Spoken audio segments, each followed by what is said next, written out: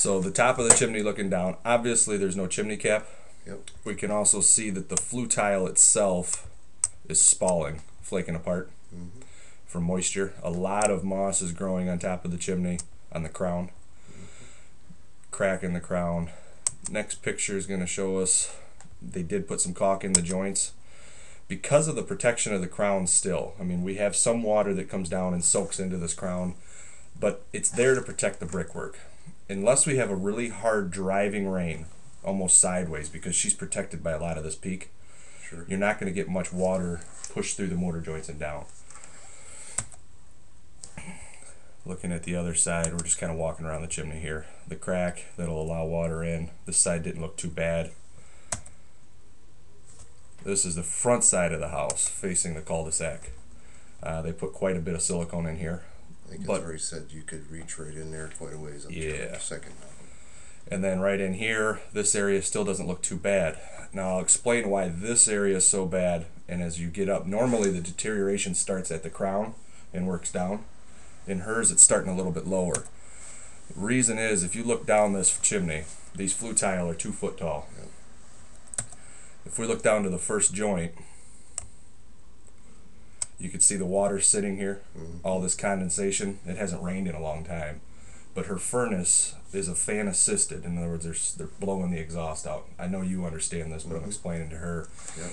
They reclaim enough heat out of it that it's close to its condensing point. And when it's thrown into a chimney that's oversized, it has a lot of room to expand, cool off, and by the time it makes it to the top of the chimney, what little exhaust is making it out, the rest is condensing in the water vapor. What it's doing to the inside of the chimney, and this is about roof line, that's right where those joints are bad. Right. So 2 foot down again, we would see the worst part of the chimney. Most likely a lot of like a yellowish white powder on the chimney, a little bit of dark staining depending on what the chimney served before gas.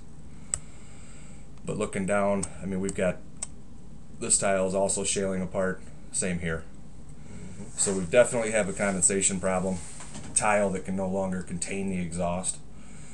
Her best fix long term is a lining of some sort inside the chimney. It would tie into the furnace and hot water tank.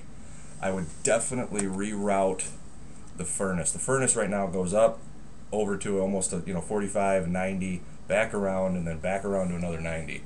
So what I would do is take this up here with all 4-inch pipe. This is 3-inch. Yep. We'd go to 4, run either single wall or B vent, run it over to a common thimble, the whole end of the chimney, and tie it into the liner and up. It would have less time to cool, less turbulence in the pipe, and you understand, I mean, it's a lot better situation than back around just showing those elbows. Yeah. Quite a few of them. The masonry at the top, the concrete crown, this is something, like I said, it's going to allow water into the brick, but it's not the culprit, not what's going on, or we'd see a lot of damage up here. Right. Where we're seeing it mostly at the roof 2 foot down. Right. So what I will do is send her a proposal on 2 options. One is an aluminum liner, has a 10-year warranty. If she's going to be here more than 10, I would consider going stainless steel, which would be option number 2. That's a lifetime warranty. Other things that play a key role in that is if the washer or dryer is in the same room as the furnace or hot water tank, the chlorides in the air get sucked into the combustion chamber, and that creates an acidic situation in the aluminum. Stainless, it wouldn't matter. There is a considerable cost difference between the two. If she has questions, she can call me directly at 517-920-2286 or email me at Kevon, Kevon, at drflue.com. It's drflue.com.